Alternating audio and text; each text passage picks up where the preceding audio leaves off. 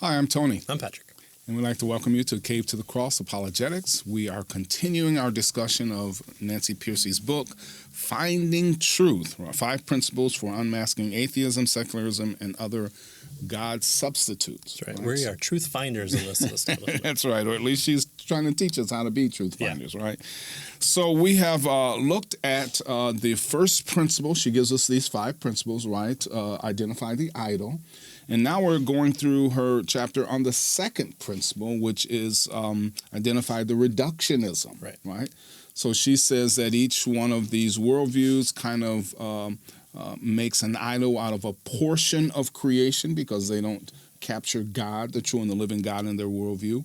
And so as a result of that, then they reduce, they make a reduction with regard to things that don't fit in their, in their worldview. In other words, since they only view a portion of reality as ultimate reality, they reduce all of reality into that particular portion. That's the reduction. There's things that she's trying to explain to us that are sticking out of what she calls the box. Right. So that's what's going on. Where most people cut it off, Christianity attempts to explain it all. Right. So that's the benefit that the Christian worldview has over the 6 kind of worldviews that we're going over today, or at least 2 and maybe 4 others later. Right. Who knows? Right. So she wants to try to apply this reductionism to these various 6 worldviews. And so the first 2 are philosophical, she tells us, materialism and post-modernism, right? So again, the idea is every other worldview does not capture God as the ultimate reality. They reduce, as a result of that, they reduce reality, right, to a particular idol, right? And this reductionism then is what she's talking about. Right. And then the result of this reductionism then is, what do you do with the rest of reality that's kind of sticking out of the box? So you put it in the box here. What do you do with the rest of it, right? And so she's trying to help us to see what that's all about, how they identify that, and that kind of stuff. Right. So the first one she talks about here is materialism, and she's going to pick on a couple of scientists and philosophers. The name of this section is Crick, nothing but a pack of neurons, right? So that's a reference to Francis Crick. He's known for cracking the DNA code, right? So she says, in recent years, a radically reductionist version of materialism has been advanced called eliminative materialism, right? It goes beyond the traditional materialist claim that material conditions determine the mental world to the more surprising claim, she tells us, that the mental world, notice, does not exist. So, all of our thoughts, convictions, desires, intentions, perceptions, decisions are just fictions. Ooh, right? Good. Man, I was getting worried there. Some of them were bad. So. Yeah. Well, so you don't have to worry about them because they're illusions, right? Good. They're illusions. They're produced by the underlying brain chemistry. That's all that's going on, with no causal impact of our life. They're like foam whipped up by the sea or sparks created by a machine. Right. So it's not that your brain doesn't exist. It's who you are, your personality, how you've developed yourself, kind of, you might call it the mental capacity of you. Is just neurons firing off. It's these flashes of lightning. You're only a product of what you remember from your memories, and that's it. Nothing else. You are just a pack of brain goo. So it's just the physical stuff. All the non-physical stuff, our thoughts and convictions, beliefs and desires, they're just illusions, right? So she quotes Nicholas Humphrey here. She says, he said, our starting assumptions as scientists ought to be that on some level consciousness has to be an illusion. Right? The reason is obvious. Has to be. Yeah. If nothing in the physical world can have the features of that consciousness seems to have, then consciousness cannot exist as a thing in the physical world. Boom. So we just cut off consciousness, right? Can we just raise the red flag here of presuppositions involved in this statement. Yeah. If Right. nothing in the physical world can have the features that consciousness seem to have, then consciousness cannot exist in the physical world. Oh, okay. Good. Yeah. That was easy. Yeah, so it's an illusion, right? So notice she says, then how is Humphreys conscious of that fact? Yeah. Right? And why should we trust the thinking of scientists who tell us that there's no such thing as thinking? Right. Right. As one philosopher notes, eliminative materialism refutes itself, since even an illusion is the presence of an experience within someone's consciousness. A little bit of Descartes maybe swimming around in there. Yeah, right. She quotes Francis Crick with regard to this as well, right? He writes, "You, your joys, your sorrows, your memories, and your ambitions, your sense of identity and free will are, in fact, no more," there's the reduction, right, "than the behavior of a vast assembly of nerve cells and their associated molecules." So playing off a line in Alice in Wonderland, he concludes, "You're nothing but a pack of neurons." Francis Crick is going to be hired by Hallmark to write the next Valentine's Christmas Christmas cards. That's right. Nothing but a pack of neurons.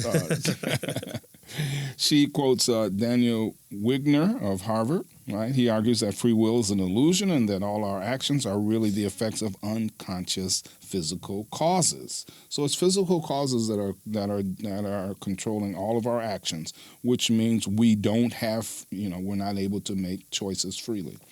Which is kind of interesting.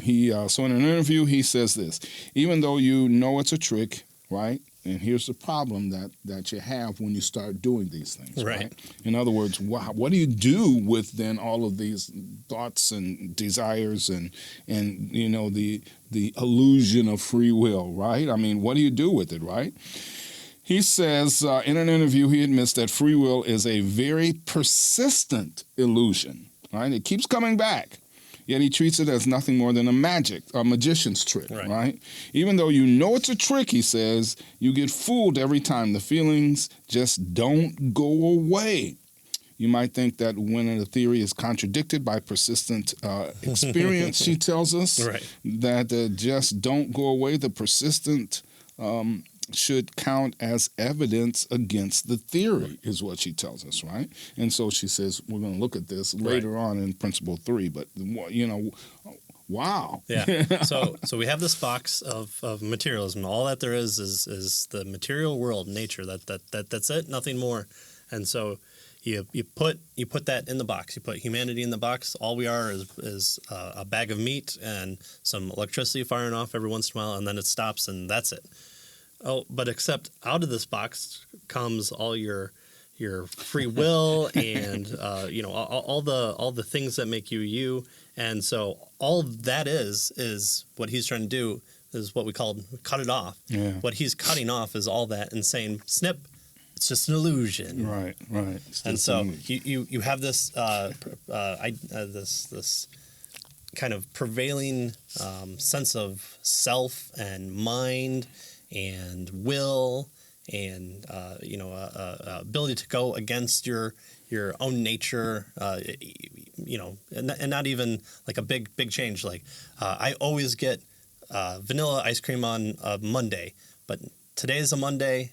I'm going for chocolate because I am breaking out of my shell for whatever reason. Yeah. So all that is just an illusion. That's right. And so none it's of just that. neurons firing. In order to fit it in the box, we have to snip out all these things that we see. And again, the scientists are always trying to, or I should say, atheistic scientists tend to always want to point to Christians saying, "Oh, you're just refusing to see what the truth of whatever it might be because you have this underlying fact of God." Well, here's their underlying effect in materialism. And so what they're doing is they're seeing a consistent piece of the puzzle that they don't want to put on the board. Right. Yeah, so true. So she says, most people, this strikes them as kind of, what? We don't have any consciousness or personal identity or free will. And so she asks, why would anyone come up with a theory so contrary to our normal experience? Well, here's the reasoning. She says it rests on a metaphor that's popular among cognitive scientists. And what's that metaphor? That the brain is a computer. Oh, that explains it. Right. That's why they have to. So, for example, she says Harvard neuroscientist Stephen Pinkert calls the human brain a complex machine for information processing or computation. That's all the brain is, right? It's a computer. It's a complex machine. It, it computes, it processes, and so there is no consciousness. There is no free will. It does what it's supposed to do, right? Our most sophisticated computers, all they can do right now is add, subtract, multiply, divide, and any number of those. That's it, and that's how we get binary code and the cool pictures on our screen. And that's all we are. That's you and I are projecting out into the world an understanding of what we're seeing, and that's just your neurons telling you to do so. Right. So the question is then, why are we conscious, right? And the answer is, we're not. Right? We can't be. Yeah. Right? We according to the materialistic worldview here that he's presenting, we can't be conscious. Right. The idea that there is an inner self that unifies our thoughts and experiences, unfortunately, is just an illusion. Right? And in Pinker's words, he says there's considerable evidence that the unified self is a fiction. Right? And so where would such a fiction come from? The theory claims that natural selection has programmed it into our genes because it enables us to predict and control our environment more easily. Right? So that's where the fiction comes from. So, here's an example. We can more easily predict that Sally will go to the refrigerator if we know that she wants a drink and thinks a carton of milk is in the refrigerator, right? So a want, a desire, and a thinking. Of projecting end goal desire. Of course, those things don't exist, right? In reality, however, the theory says the internal states like wanting and thinking, that kind of stuff, they don't exist. Ordinary language is just a convenient shorthand that we use because an accurate account invoking the laws of physics that govern the neurons firing would be so complex, right? And so we just use thinking and wanting, desiring, that kind of stuff. It's just a shorthand for all these complicated things that are happening in our brain. Right. Sorry, Sally. You really don't want the milk. Right. You can't want anything. Yeah. I mean, this would take economics completely out of the game. Humans' desire to want things and a lack of resources to meet the goal of those wants. That's what economics essentially is. That's what it boils down to. Robert Murphy would be the interview that I would point you back to, just to plug ourselves. And so especially the Austrian view of economics would highly point away from this type of outcome. Yeah.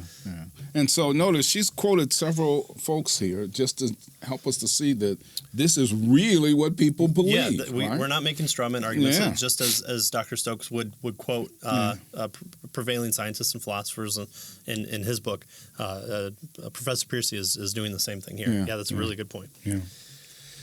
All right, so we have to eliminate.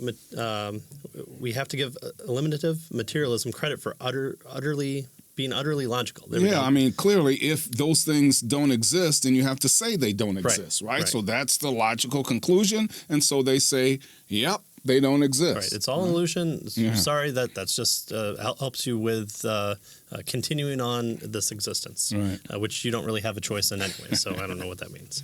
Having made an idol of matter, it rejects anything beyond the material realm. Yet not all materialists are happy with this outcome. Gee, I wonder why. They point to the obvious fact that we are conscious beings. Somehow, they say, consciousness must emerge from matter. This view is called emergentism. So if you have something like water, you have wetness. Water is wet. It can be cold. It can be warm. It freezes at 100 or at 0, boils at 100. Celsius. It has all these properties, and so there's nothing in it that kind of tells water must be wet. It's just a byproduct of being water. So it's the arrangement of two gases, right? Hydrogen and oxygen in a particular way, and wetness kind of emerges out of that arrangement, right? Yeah. So the property of something can affect the thing it is a part of, right? After all, mental states are not at all like physical states. A physical object like a rose may be red, may be prickly, but your thought about the rose is neither red nor prickly. Right. Physical objects. So here she's given us some counter examples to show that this idea of emergentism doesn't really work. Right. Yeah. Physical objects are public. They can be observed by other people, but mental states, such as the feelings of pain or joy, are private. They cannot be directly observed by anyone. And so this was who was the atheist? He's the one that tried to say well-being was the was the explanation. Harris? Sam Harris. Sam Harris would say, well, you just measure, if you're feeling pain in this mental state and then you weren't feeling it in this mental state, then that's an objective standard. So that would be an attempt to kind of get away around it. We explain physical states by invoking a general causal law, as in science, but we explain mental states by invoking personal intentions, desires, choices. Right. So notice the explanation of these two different things, right, are different. Right. Yeah. Right. So she's making the case here that we really have two different things, not just one thing. Right. And the second one isn't just this illusion. Right. A good idea of that being we all experience it, and an attempt to be Mr. Spock from Star Trek doesn't really work, and it didn't even work for Vulcans either. So mental states are always about something. So it's directed towards an object. You think about a person, you worry about a problem, but physical objects are not about anything. They just are. Yeah. I worry about my wife getting my favorite candy at the store. Right. But then there's also my wife. Those are two different things. So mental states has this aboutness property. So the fancy name for that is intentionality. That's the fancy name for that. And the key word at the bottom of the screen right now. Right. I'll define it later, don't worry. And that's the idea that mental states are about something, the aboutness of mental states. The aboutness of something. And obviously physical objects aren't about anything. Right. They just kind of a brute fact. It appears that consciousness and matter differ in kind, qualitatively, not merely in degree. Qualitatively, not merely in degree, quantitatively. Darwinian evolution implies that humans emerged through the blind operation of natural forces. It is mysterious how such forces could generate something non-physical. Right, and that was Evan Fales, a philosopher. Philosopher Colin McGinn treats it akin to a miracle. We do not know how consciousness might have arisen by natural processes from antecedently existing material things. One is tempted, however, reluctantly to turn to divine assistance. It would take a supernatural magician to extract consciousness from matter. But we can't have that, so never mind, and we just don't know how it is. It's a mystery. We'll explain it somewhere down the line, which I believe is philosophy of the gaps. That's philosophy of the gaps. That's right. There. That's right. Boo. We can't have that explanation. Philosopher Marc Badeau says that the idea of emergence is uncomfortably like magic. Poof! There it is. Right there's the consciousness. Right. It exists. It came into existence. It's not something that you get at age 3. That's kind of bestowed on you. It's not like going through puberty. You have it. Every child has a personality. It has desires, wants. It's ingrained in you at it's birth. Conscious. Yeah. I mean, all that. And so trying to cut that off devalues the person. And so that's what she's trying to point out here. Yeah. In the words of philosopher Galen Strawson, the denial of consciousness is surely the strangest thing that has ever happened in the history of the whole history of human thought. It shows that the power of human credulity is unlimited. The capacity of human minds to be gripped by theory, by faith, is truly unbounded. It reveals the deepest irrationality of the human mind.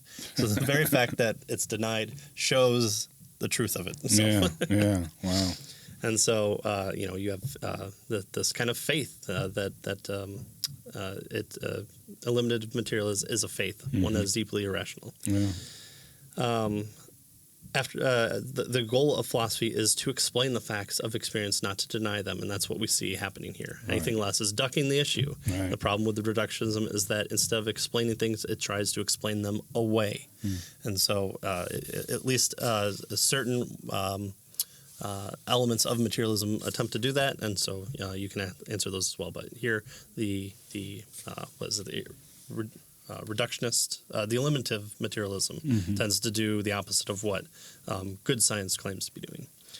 It's a logically coherent system, but it contradicts human experience. Most of what makes life worth living, though, consists of experiences: love, happiness, fulfillment, moral ideas, a sense of purpose, and so on. These are the things that we see. These are the things that drive humanity, and musicians write about, and poets and artists, and people that want to pass on more than just their genes to children, the ideals, and things like democracy and writing books. All those things have a basis in this non-material thing of wanting to kind of improve or inspire or do something, whatever that person is holding. They're not just thinking of must continue the species, must procreate, they're done, now I can die, whatever that means, or get the most amount of stuff, because in the end, whoever has the most amount wins. That's right. That's what Mario told me. What we see when people actually hold these views is a reduction of the human person and not just harmless speculation, idle amusements for philosophers. Right. What the dominant classes hold as true tends to shape social and political practice. Right. If the elite holds a materialism that reduces humans to computers, they will treat people like computers. 1984 is a perfect example of this.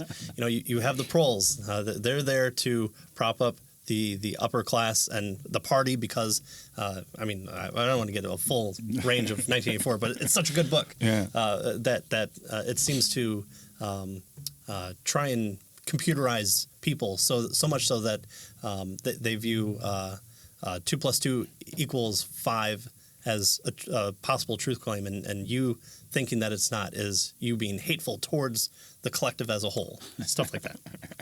So you want to treat computers where you can program them. You want to treat people like you can program them and make them think irrational thoughts if that's so your goal. And so people will be judged solely on how well they perform their assigned function, and when they stop functioning, they will be tossed in the garbage heap with the other electronic trash, a bag of meat in the ground, feeding the worms, because the worms are helpful because they're alive. Yeah. Who they're helpful to, or what's the purpose of all, there is none. Stop asking those questions, unless if it leads to survivability, but then you have to cut off all your desires to want to understand that. So that's kind of the critique here, what reductionism does in a materialistic worldview, right? That's so she's kind of looked at this, and it cuts out all our consciousness, all of our free will, right? Yeah. All of the Really things that are simplifies things. All we're talking yeah. about is just the stuff. Yeah. I mean, that's 5 sentences I only have to worry about. Right. So next she wants to move to postmodernism, right? So she says in a typical university, this radical form of reductionism is likely held by the science department, right? The materialism does, right, yeah. where the expectation is that most professors are, materialists. Yeah. She says if you walk across the campus to the Arts and Humanities building, however, there you'll find that most professors don't embrace materialism; they embrace postmodernism, right? Well, I will say, and reading her book, and I forget when it was published, she's kind of ahead of her time of speaking against what's happening. 2015. So 2015, she's talking about things like speech code laws in campuses, things like kind of critical race theory. And now we're seeing that leach into even the sciences and saying things like Western science is an oppression of colonialism from the white man. And so we need to rethink how, people from different sections not only that, do. we're seeing it leach into popular culture. Well, that too. Right? Yeah, that too. But you would think that, the Stoic scientists who are behind the lab coats, they wouldn't even be caught dead. There's a wall bifurcating the crazy hippie psychologists that's, all you want to do is have sex with your mother and whatever else that you can come up with to explain human behavior. But no, science is this wall that is impenetrable. Well, unfortunately, people are getting over the wall, under the wall, through the wall. Yeah. There is no wall. That's right. Yeah. The wall has been destroyed. She says, in many ways, these two worldviews are diametrically opposed, very right? much so. Yet both of them lead to a dehumanizing reductionism, right? So they both lead to the same thing. For many people, the term postmodernism seems like it's kind of arcane and that sort of thing. But she wants to give us at least a snippet of the history of this particular concept. So she says its roots reach back to the Romantic movement that we briefly touched on in Principle 1. One of the heroes of the Romantic movement, Schopenhauer, said, materialism is the philosophy of the subject who forgets to take account of himself, right? That is, a materialist looks outside at the physical world, right, as though that were the sole reality, and forgets to look inward at the self. So that's Schopenhauer's kind of characterization of materialism. Right. Yet the inner world of consciousness is equally part of the reality that worldviews are required to explain. So you have to explain both the outward and the inward, and he's suggesting that materialism is just looking outward and therefore cuts off the inward, right? The Romantics were not interested in recovering only the individual mind, however. They were enamored by Kant's idea of the transcendental ego, right, or the universal mind, with its godlike powers to create the world experience. So Kant argued that, we really create much of what we experience in the world, right? Causality, all kinds of things, and we create, right? And so they wanted that as well. They wanted us to do that, to be able to do that. So for many, it was a springboard to pantheism. Ian Barber, the theologian, says that for the Romantics, God is not the external creator of an impersonal machine, but a spirit pervading nature, right? So there you go, right? The Romantics wanted to overthrow the Enlightenment image of the universe as a vast machine, right? That's kind of, calculating away or whatever, and replace it. Numbers come out. Replace it with an organic image. The universe is an organism, right? So in this vision, it explains Randall, the world was no machine, but was alive, and God was not its creator so much as its soul or its life, right? And so, she suggested this is what we saw earlier as idealism, right? So also, the Romantics wanted to knock down the idol of materialism. So they propped up the idol of idealism, right? And so they exchanged one reductionistic view for another, right? Is what we have. And so she says each of these two streams grew. That is, Romanticism and Enlightenment grew into a richly interconnected network of philosophies, which we call the analytic and the continental traditions. So the materialistic view came kind of morphed out of the Enlightenment, the idea that reason can, give us all the answers, right? And so morphed into the philosophical tradition of analytic philosophy, and the postmodern view came out of Romanticism and morphed into the philosophical idea of the continental tradition. So when you study philosophy in school now, especially at the graduate level, you're either focusing in on analytic philosophy and logic and all that kind of stuff, or you're focusing in on continental tradition of philosophy. And so you're talking about some of these folks. The mind, the soul, God, that kind of stuff. Right? Yeah, so she has a really good kind of breakdown here, is that materialism has this box of things, and things is the only thing in there. You have your Christmas ornaments and the lights and the tree. That's all the things in that box. And then the romanticist, the postmodernist, wants a box of the mind. So the spirit of Christmas, the good feelings that come as a result of giving, all the joy that comes in it. So it doesn't care about the box of things, and the box of things, the materialists don't care about the box of non-things. Yeah. So she says worldviews are not scatter shots of disconnected ideas. They tend to cluster in groups that's often called family resemblances, right? This is a term that's often used. So when we learn each family's connecting themes, it will be easier to identify its form of reductionism. Right. So, you look at the overall family and you understand what's going on, and so you can kind of peg each one of these things based on its family resemblance, right? That came from Wittgenstein, who was a early 20th century philosopher. All right. So then what it does is it tries to reach out for conceptual tools. It's trying to it knows what it wants. Now it's trying to find out how to get there, kind of deal. And so what it did is look to revitalize this Neoplatonism, a version of idealism with roots in the 3rd century. Took bits and pieces of Plato's thoughts from the Greek schools and spiced it up with Eastern pantheism. From the diverse sources, Neoplatonism crafted a big tent worldview. You might think of it as the New Age movement. That's kind of where it comes from. So, I'm sure you look through of crystals and auras and all those things where it's talking about how your aura affects your digestion, or how holding this crystal will help you find love. That type of Wow. of Magic. Yeah, meddling between the two, the two things is having something like crystals, saying here are the physical kind of aspect of holding the crystal, and it imbues your body through with crystal so it represents powers something else, right? That kind of thing. Yeah. Right. Yeah. And so like a fountain cascading down, there are multiple levels. One emanated descending series that flow down through several levels, for spiritual entities to human beings, then to sentient creatures like animals, living things like plants, even things like water. Taking photos of still shots of water and getting emotions from water, and you could freeze water, and you have an emotion of negative energy in there. And I mean, it was done with plants too. So kind of like this Gaia theory is embedded in here. If you ever kind of had the Final Fantasy type stuff, comes from here. Yeah.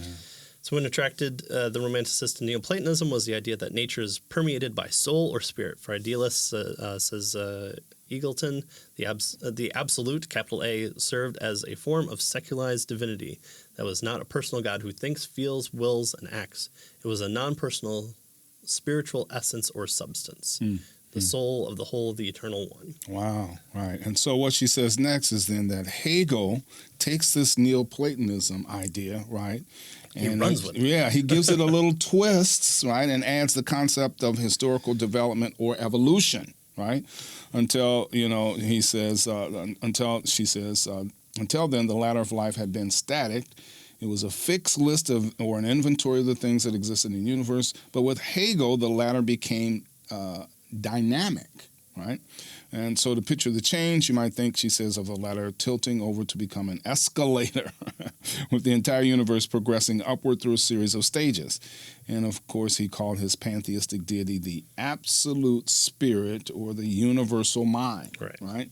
And because it was the soul of the world, it was said to evolve along with the world. Right. So we're getting way out there. Yeah, I mean, we'll cover it a little bit, but it's kind of like a touchstone of it's okay to own people as long as you don't beat them to death. And that's fine for it right now.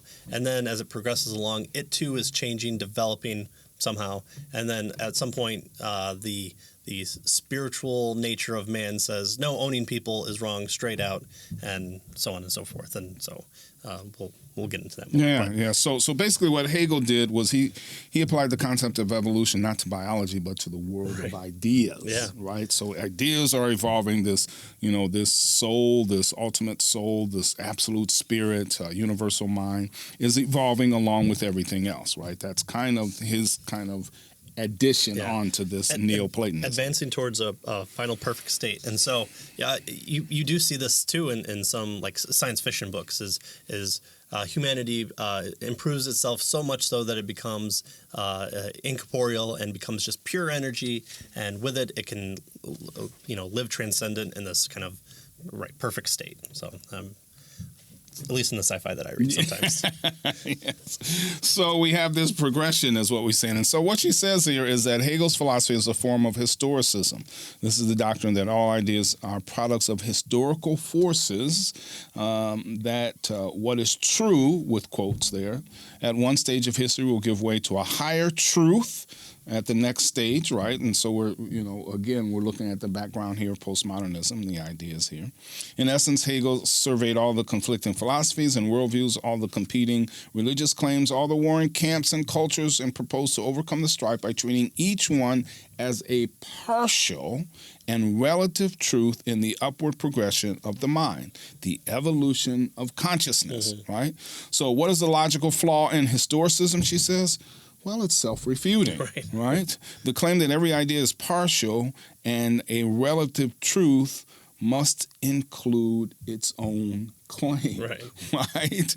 Like every other evolving idea, it is relative to its own moment in history and therefore not true in any trans-historical sense, right? It doesn't go any further than Hegel's time. Right. Sorry, Hegel, your own idea kind of refutes what you're trying to say. Yeah, right? Even within concepts like philosophy of law, you have this kind of understanding of there's this overarching capital L law that exists out there, and we as individuals, as political agents, are trying to always find what the law is and how it makes sense and how it relates to us at this time in this place, and then it changes, and so it must change because humanity changes and it's a product of its time. So, the law wasn't wrong back then. We just changed it. And so that at least, especially in constitutional law, you have those who are kind of the back to the sources. What did the words mean for those people at those time? And then you have the people that just kind of believe in this transitory, just it must change with the time, and so the words that we read, we don't have to go back and rewrite. We just interpret it based on where we're at today, and because we are those who reach out and touch the law somehow, esoterically, then people have to believe us, and we get into the great system that we have today. And so she says, how does Hegel then avoid this devastating conclusion? Well, he tacitly exempts himself, right? He wrote as though he alone was mysteriously able to rise above the evolutionary process, as though he alone was capable of objective, timeless, complete view of the entire historical process. Just he could see. He was the guy who was on the mountain, right? Again, wanting to put everything in the box. And what jumped out of the box? Hegel. Yeah. He just hopped out. He's like, that was good. I've got it all packed down. I just need to exit, and you're all good. That's right. So she says, of course, by making an exception for himself, Hegel implies that there was one thing that his system did not cover, namely his own thinking. And as you mentioned, his thinking jumps out of the box, right? And in this way, he introduced a logical inconsistency in a system. And so we'll talk, she says, we'll talk about this issue of worldviews and, committing these logical inconsistencies in principle number 4. So I guess we'll have to wait to get into that a little further. That's all right. So do we want to end here and then pick this up next time? Yeah, I mean, we are going to get more into the specifically the of postmodernism. But we're also going to cover Islam and Buddhism and communism and Nazism. Yeah, so it's not Buddhism, it's Islam and Hinduism? Pantheism. Oh, pantheism. Yeah.